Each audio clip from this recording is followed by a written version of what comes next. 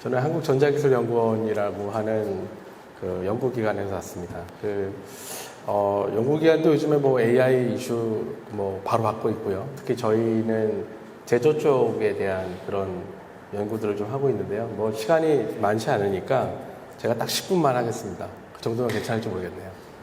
그래서 국내 뭐 AI라고 하는 이슈가 많은 분야에서 관심들이 있는데, 근데 오늘 좀 얘기를 들어보면 제조업 쪽 얘기들이 확실히 많고요. 저희도 이제 그런 쪽에 대한 이슈를 했던 내용들을 좀 발표를 드릴 텐데, 제가 뭐 시간도 짧고 뒤에 앉아서 어떤 것들을 좀 얘기를 할까 좀 고민을 좀 해보다가 슬라이드에다가는 여러 장표가 있는데 약간 약간 표준 얘기를 조금 섞어서 이런 어떤 데이터를 아까 전에 뭐 여러 발표자를 보면은 뭐 MLOps 같은 걸 실행시키기 위해서 데이터를 모아놓는 게 중요합니다. 이런 얘기들을 많이 하는데 왜 데이터를 규격화해서 잘 모으는 게 중요한지, 그게 과연 어떤 그림을 보이는지를 잠깐 좀 설명을 드리려고 하고요.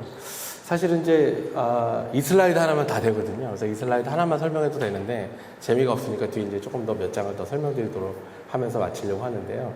지금 우리가 이제 어쨌든 이런 제조 쪽에서의 AI를 목표로 한 시즌을, 저는 이제 기원을 쭉 따라보면 한 2011년도에 뭐 스마트 팩토리나 뭐 인더스트리 4.0이나 이런 표현들을 시작했을 때부터 목표로 한 것 같은데, 문제는 지금 앞서 발표한 것처럼 좀 똑똑하고 스마트한 기술들을 만들기까지 뭐 아까도 계속 얘기했지만 뭐 선도하는 산업, 반도체 이런 데도 쉽지 않습니다. 뭐 이런 얘기 하지 않습니까?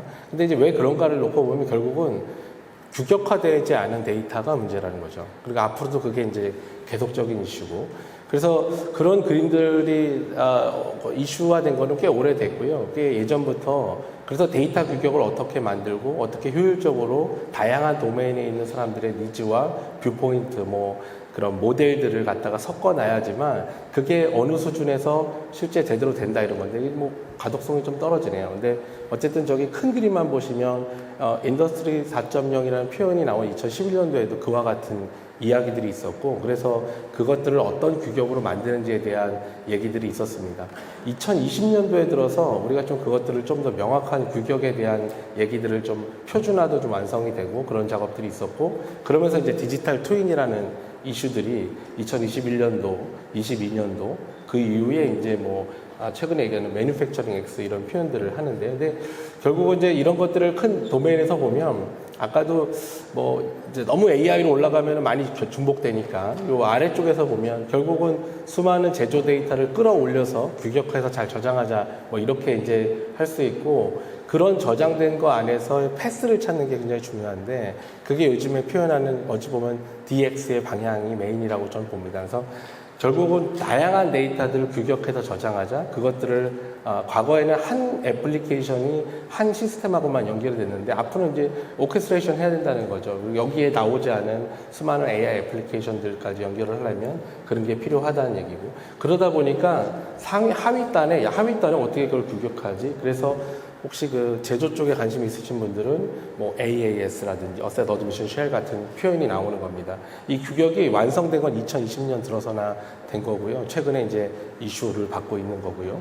그리고 이제 이것들을 갖다가 오케스트레이션 하려면 과연 무슨 기술을 갖고 오케스트레이션 해야 돼? 라는 기술이죠. 결국은 어떻게 데이터를 갖다가 CQ하고 제대로 저장을 하고 그것들을 관리하냐에 대한 얘기인데, 뭐 유럽에서 멋있는 말 좋아하는 사람들이 뭐 가이악스나 혹은 카타넥스나 이런 표현들을 했었고, 좀 더 뭐 미국 같은 데서는 저희 연구원도 주장한 뭐 스마트 팩토리 같은 기술들도 있었습니다. 그럼 왜 이런 얘기 데이터를 할까요? 그 이유는 우리가 이제 제조 데이터를 다 놓고 보면은 큰 틀로는 뭐 프로세스 매니팩처링, 뭐 디스크리트 매니팩처링 같은 이런 이분법적인 얘기도 할 수 있고, 또 OT에서의 데이터를 IT에서 많이 끌어놓으려다 보니까 더 많은 데이터를 원했는데, 실제 우리가 놓고 보는 제조 데이터라고 하는 좀 산업 데이터 뭐 이런 표현을 쓰다 보면 이 데이터의 유형이 이제 굉장히 다양하다는 겁니다. 예를 들어 뭐 엔지니어링 데이터, 이건 뭐 빙산의 일각적 그림 잘 뭐 무슨 말인지 아시잖아요. 그 안에 들다 보면 뭐 실제 도면 뭐 그 안에 들어가는 각종 뭐 코드 데이터, 우리 이런 거를 사실 다 데이터로 표현할 수 있는 거거든요. 근데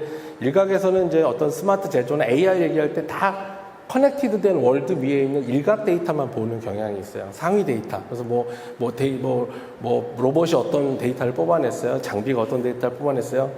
오케이. 그걸 갖고서 AI를 할 수도 있겠지만 궁극적으로는 엔지니어링 데이터가 필요한 겁니다. 그래서 이 데이터를 다 데이터로 표현해야 되는 거죠. 문제가 복잡해지기 시작합니다. 그래서 규격이 필요한 거죠. 사실 그런 관점에서 토탈리 우리가 이런 AI를 제대로 이해를 하려면 아까도 말씀드린 디자인 관점에서 무슨 데이터가 나왔지? 엔지니어링에서 어떤 게 나왔을까? 오퍼레이션 하는 거. 우리가 지금 대부분의 앞부분에 얘기한 건 오퍼레이션 얘기예요. 그래서 이걸 갖고서 오퍼레이션 얘기를 할 때 문제 원인을 분석하고 뭐 그거에 대한 진단을 하고 최적화를 한다. 맞습니다. 근데 궁극적으로는 AI를 넣고 쓴다면 앞부분에 디자인부터 엔지니어까지 다 건드려야 될 수도 있습니다. 서비스 마찬가지죠. 복잡해지기 시작합니다. 그래서 이런 것들을 다 묶는 규격을 아까 제가 말씀드린 2011년부터 이런 고민을 했었다니까요. 규격에서. 근데 이제 이게 너무 오래 걸린 거죠. 왜냐하면 이게 뭐 같이 관련된 사람들이 워낙 많으니까. 그래서 최근에 뭐 AAS나 뭐 IDTA나 이런 얘기들이 다 이렇게 나온다. 이 그림 뭐 앞부분에서도 설명했는데 오래된 그림이거든요. 이해하는데 시간이 좀 걸렸어요. 근데 왜 그러냐 놓고 보면 당시에 그냥 모든 사람들이 다 데이터라는 표현을 했었고 데이터를 야 나는 엔지니어링 측면에서 이 데이터 이래. 야 나는 오퍼레이션 측면에서 이래. 난 서비스에서 이런데 뭐 이런 식으로 다양하게 얘기하다 보니까 규격에 대한 게 막 꼬였습니다. 어떤 것들을 먼저 시작했냐면 보통 IoT 같은 표준을 먼저 했습니다. 그래서 이제 설비가 다 다르니까 야 이거 기존에 내가 쓰는 애플리케이션 스카다 혹은 MES 어떻게 이걸 통일할 거지 이런 OPC UA 같은 게서 먼저 등장을 했고요. 지금은 AES가 등장한 거는 디지털 트윈 때문이죠. 그러니까 데이터 더 많이 모아놓고 싶은 거고 그거에 대한 서브 모델들을 다양하게 만들려고 하는 거. 뭐서 대충 10분이 다 돼가는데 그래서 한 3, 4분 안에 끝내볼 겁니다. 어떻게 되나 한번 보시죠. 그래서 그 AES는 사실 얘기하려고 하면 한두 끝도 없어요. 근데 다만 이제 제가 이 얘기를 드릴 때 뭐 좀 심플하면 이런 것 같아요. 왜 이게 이런 표준이 나왔느냐. 관심 있는 분도 있고 없는 분도 있고 그렇지만 오늘 이걸 발표하기로 했으니까. 자, 사람의 입장에서 어떤 설비나 기준을 보면요. 그게 내가 뭐 만든 사람이냐, 내가 운영하는 사람이냐, 아니면 내가 이제 그거에 대해서 뭐 리페어 하러 온 사람이냐에 따라서 설비를 바라보는 시각이 다릅니다. 그걸 이제 뷰포인트가 다르다고 하죠. 표준 용어로는 서브 모델이 다르다 표현합니다. 그러니까 이제 그 사람이 바라보는 시각에 따라서 타입과 인스턴스를 만드는데 실제 리얼 객체는 같거든요. 리얼 객체는 같은데 얘를 바라보는 시각이 다 다릅니다. 그런 것들을 규격에서는 디지털 트윈을 같이 구현할 때 각각의 버추얼 디스크립션 해주는 한단 서브 모델들을 다양하게 만들어 놓은 거고 이런 것들을 한번 트윈 객체를 만드는 규격에 대해서 우리가 AES라는 표현에서 정의를 한 겁니다. 그리고 이걸 인아웃 하는 인터페이스를 정의를 한 거죠. 요 규격을 처음 들어보신 분도 있고 뭐 아니면 뭐 이렇게 제가 뭐 여기에 어떤 분들이 지금 그 이 최종 이 시간까지 식사도 안 드시고 남아 계시는지 모르겠지만 아무튼 관련이 많을 겁니다. 왜냐 이게 이제 앞으로 정부나 규격에서 우리나라도 이걸 쓰기로 결정을 했고 그래서 앞으로 스마트 공장을 만들 때 야, 이 규격으로 하자 뭐 이런 것들을 일부 정의를 했거든요. 그래서 그 큰 기업도 작은 기업도 뭐 스마트 공장 처음 시작하나 뭐 만드는 기업이나 앞으로도 관심이 많을 규격이고요. 그래서 그런 것들이 막 모여 있다. 저희 연구원에서 뭐 하냐 이게 어렵거든요. 그래서 저희가 이제 테스트베드 같은 걸 매년 만들어요. 그래서 저희 연구원이 운영하는 이제 공장이 몇 개 있어요. 그래갖고 운영 공장에다가 이걸 집어넣고 올해도 이제 3월 달인가 뭐 이래서 뭐 어떻게 이걸 트윈화하느냐 뭐 규정과 방법과 이런 거 알려드립니다. 뭐 표준이라는 게 대체 재미가 없어서 기업들하고 아무렇게 얘기를 해도 관심들이 별로 없으세요.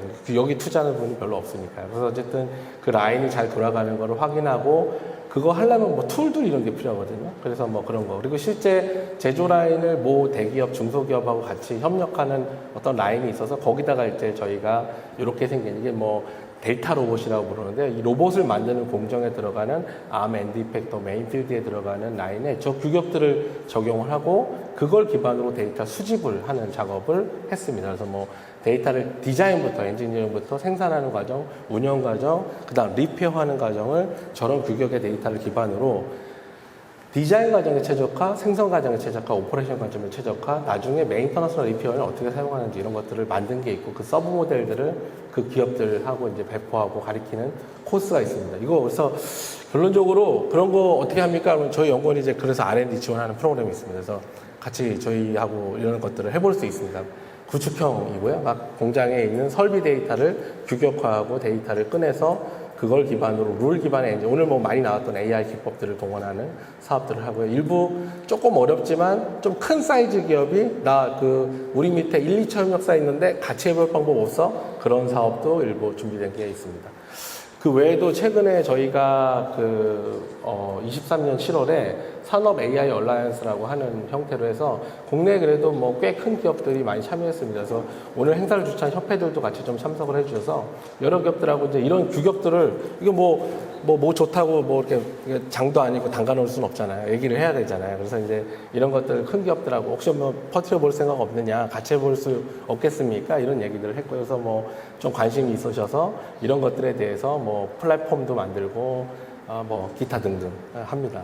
마지막으로 저희 센터에서 운영하고 있는 내용 다 홍보들 좀 하시더라고요. 그래서 저도 마지막 1분 홍보하면 저희 센터가 하여튼 뭐 연구 개발하는 게 주로 메인이고요. 그리고 뭐 스마트 공장 구축해주거나 뭐 거기에 따른 조금 더 고도화된 공장이나 또 저희가 인증도 합니다. 이거 뭐 OPC 유해 인증, 뭐 AAS 뭐 이런 것들 저희가 관심 있게 보고 있고요. 그 외에 뭐 데이터가 모아지면 AI 센터 같은 데서 하는 여러 가지 R&D들, 그 다음에 인프라가 뭐 이렇게 몇 군데 있습니다. 그래서 약간은 이런 거로 돌아가는 공장을 실제 못 보시니까 이제 관심들, 이거 뭐 해볼 만한가 뭐 이런 거 하잖아요. 아까도 말했지만 AI 다 안 믿거든요. AI 했다가 지금 이렇게 회사에서 이렇게 하신 분들이 많습니다. 그래서 새로운 분들 들어오고 있고. 그래서 그런 것들을 데모할 수 있는 환경, 인프라 이런 것들을 저희가 운영을 하는데요. 뭐 시간 관계상 우리가 이런 AI 쪽에 대한 게 특히 이제 여러 분야가 있겠지만 제조 생태계에도 한번 좀 관심을 가져주시면 제조업 쪽에 우리가 볼 때도 뭐 앞서 많은 분들이 얘기했지만 우리가 제조업 떼놓을 수가 없는 분야라서 저희 연구원을 포함해서 많은 그런 기업들의 관심이 있었으면 좋겠다 말씀드립니다. 감사합니다.